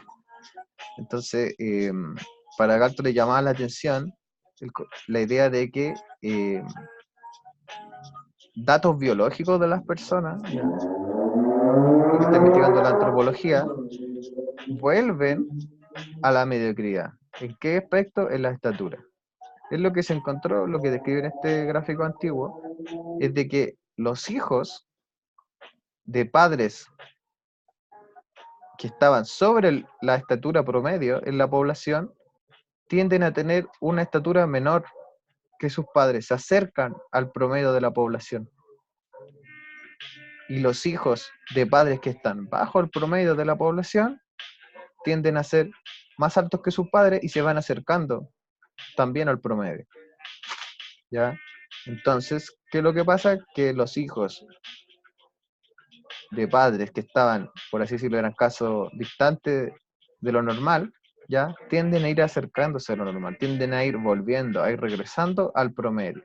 Acá el que lo estaba estudiando con altura, ¿ya? Y los números que aparecen acá en la altura, ¿ya? Y cuántas desviaciones, cuánto se desvía, fíjense, la idea de desviación, la idea de varianza, se desvían del promedio, ¿ya? Acá lo ven, creo que inches son pulgadas. Entonces, ese es el fenómeno que le llamó la atención, ¿ya? La regresión a la media. De ahí aparece el concepto regresión lineal. Esto es como la nota histórica. Entonces la regresión lineal es una fórmula. Miren la fórmula, se parece mucho a lo que ya vimos. La Y, la X, y acá la U que es, dice promedio de los residuos. Pero también, ¿cómo se le llama esto? Error. Ya, lo aleatorio. Lo que no es explicado por X, la variable que causa. Es decir, este modelo de la regresión lineal es exactamente la misma forma del modelo que vimos al comienzo, la primera diapositiva de la clase, que era el modelo lineal general. Sigue la misma lógica que la ANOVA, donde teníamos una variable que se quería explicar con la variable que explicaba y el error. Acá los betas, ¿qué significan? Son los coeficientes, ¿ya? ¿Qué es un coeficiente? La pendiente. ¿Qué tan, de otra manera, cómo lo podemos decir? ¿Qué tan inclinada es la recta? ¿Ya? Si el coeficiente es más alto, la pendiente es más alta. ¿Ya? A más de una cosa, más rápido crece la otra. Si el coeficiente es menor, ¿ya? La recta es más plana, va subiendo igual, pero se demora más en tener un efecto una variable sobre la otra. Se demora más en ir incrementando. Entonces, el beta 1, que aparece al lado de la variable x, quiere decir A más grande ese coeficiente significa que la variable X causa un mayor cambio en la variable Y. ¿Eso a qué nos recuerda? Si lo pensamos con la correlación de Pearson.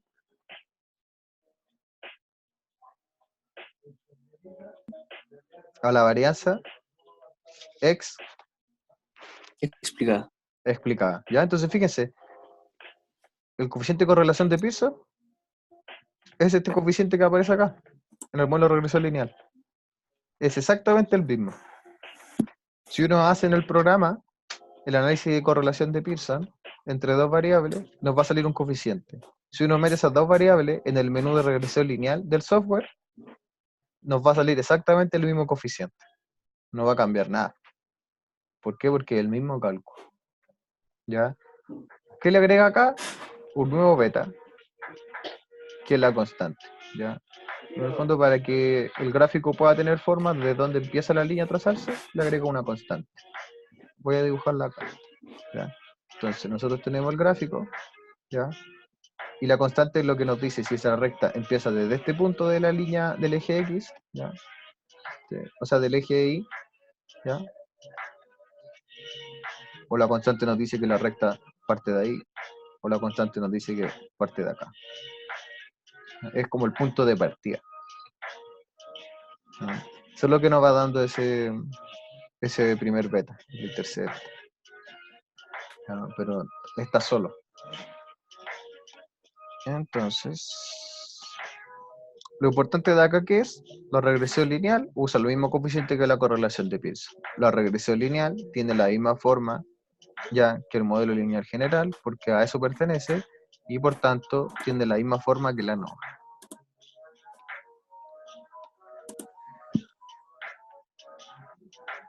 ¿Qué tenemos acá entonces? Un ejemplo de una tabla de regresión lineal simple y múltiple. Entonces, esa es realmente lo nuevo, lo importante que tiene la regresión, el concepto de regresión lineal, porque ¿para qué complicarnos la vida con la regresión lineal si podemos hacer correlación de Pearson? Bueno, porque la regresión lineal que nos permite pasar de una regresión simple, que son dos variables, es decir, lo mismo que una correlación de Pearson, a pasar a una regresión lineal múltiple. ¿Qué tiene de nuevo esto? Que la regresión lineal múltiple, además de agregar una variable predictora, una variable X, podemos agregar más variables. ¿Ya? ¿Se acuerdan el primer ejemplo que vimos en la ansiedad de rasgo? Y dijimos, mira, esto solo explica un pequeño porcentaje. Y dijimos, ¿qué pasa con el resto del porcentaje? Necesitamos más variables para explicar por qué la gente procrastina. La procrastinación es algo más complejo, que no se puede explicar solo con la ansiedad de las personas. Entonces, ¿nosotros qué vamos a querer hacer? Una regresión lineal múltiple. Y le vamos metiendo en nuestro modelo más variables X para poder explicar un mayor porcentaje por qué varía, cómo varía la procrastinación. Porque unas personas procrastinan más y porque otras personas procrastinan menos. Por eso el concepto de variabilidad está en todos estos estudios. Porque a nosotros, ¿qué nos interesa explicar? ¿Por qué la gente difiere en sus características? ¿Ya? Y eso es lo común a todos los resultados que hemos estado viendo, todos los tests que vimos durante el curso. El test de Chico Dara también nos interesa eso. ¿Por qué unos sujetos tienen un diagnóstico y otros no? Porque unos tienen una característica y otros tienen otra. ¿Ya?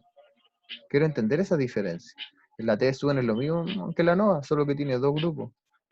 ¿Por qué unos tienen una nota, unos tienen un valor en una variable y otro en otra? A lo mejor si los separamos en grupos, podemos descubrir que hay un grupo con menores puntajes y otro hay un grupo con mayores. Es entender, de alguna manera, a simplificar, a hacer más comprensible la variabilidad. ¿Ya?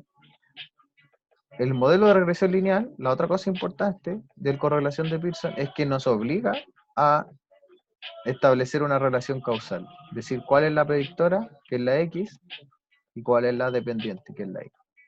¿Ya? No podemos llegar y presentar las cosas revueltas. Acá nos obliga a decir el programa, cuál es cuál. ¿Ya? Nos obliga a tomar una decisión, una postura teórica. Entonces, este es un resultado de un estudio que también aparece abajo y lo voy a tomar como referencia para hacer preguntas en la prueba. ¿Ya? En este estudio, 2016, ellos están evaluando la autoeficacia y la autorregulación como variables moderadoras del estrés laboral en docentes de educación primaria. Entonces, ¿qué encuentran ellos? Fíjense, en el primer modelo, modelo 1, ¿ya? Ellos están usando una sola variable predictora, que es la autorregulación. ¿Ya? Entonces, ese primer modelo es un modelo de regresión lineal simple. ¿Por qué? Porque tiene una sola variable predictora. Ese primer modelo con una sola variable predictora nos hace obtener un coeficiente de correlación de 0,33. ¿Ya? Luego el mismo, acá ya nos entregan la varianza explicada, que es ese coeficiente de correlación elevado al cuadrado. Por eso acá le pusieron un 2. ¿Ya? Y le da 0,11. ¿Ya? Recuerden esto, entonces, el porcentaje que una variable explica a la otra.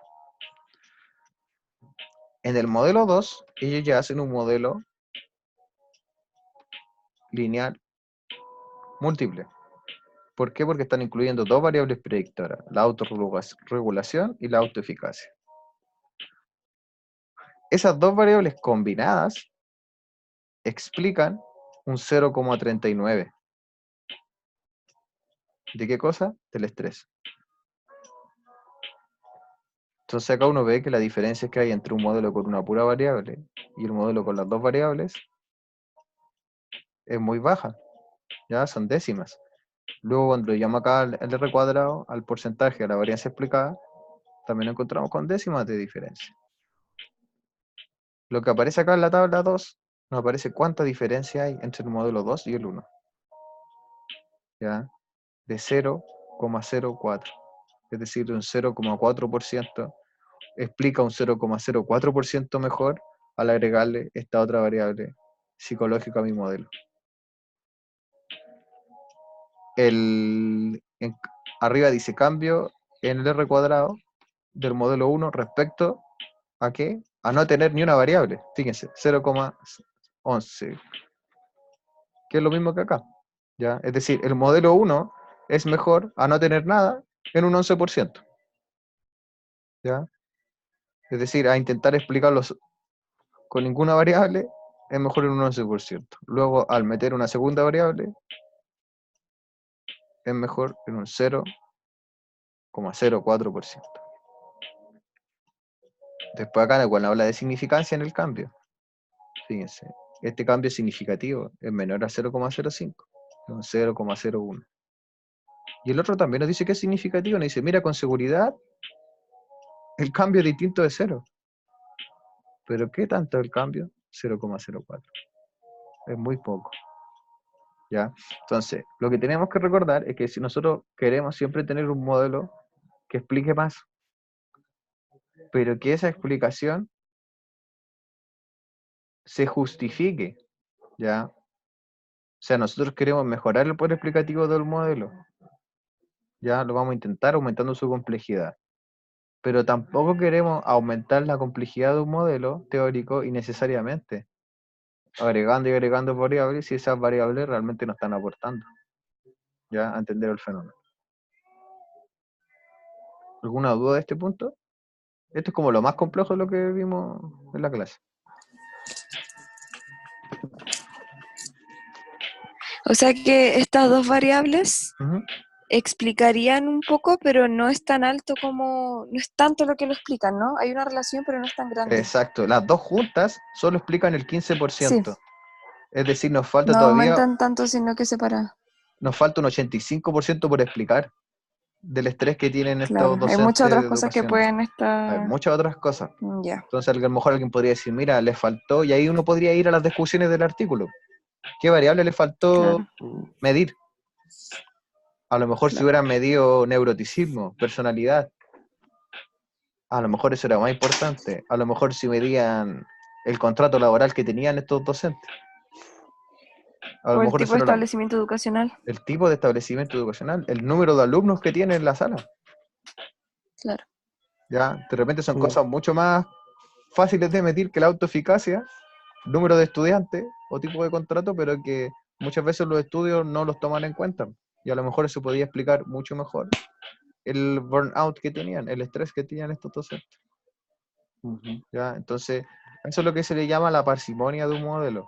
Que nosotros queremos modelos que sean parsimoniosos. Otra manera que le dicen que los modelos sean elegantes, es decir, que con poco logren explicar harto. Entonces, acá está la referencia. Ambos artículos que puse las referencias se encuentran disponibles gratuitos en internet. Están como en cielo los dos. Pero si los ponen en Google, esta cita los van a encontrar. Entonces, Yo se fijan, tengo otra duda. ¿sí? ¿Puede ser que dos variables sean como redundantes o como que eh, una por sí misma y la otra por sí misma den alto, pero juntas no No es den nada. Sí, el equivalente a la suma? sí, es muy común eso.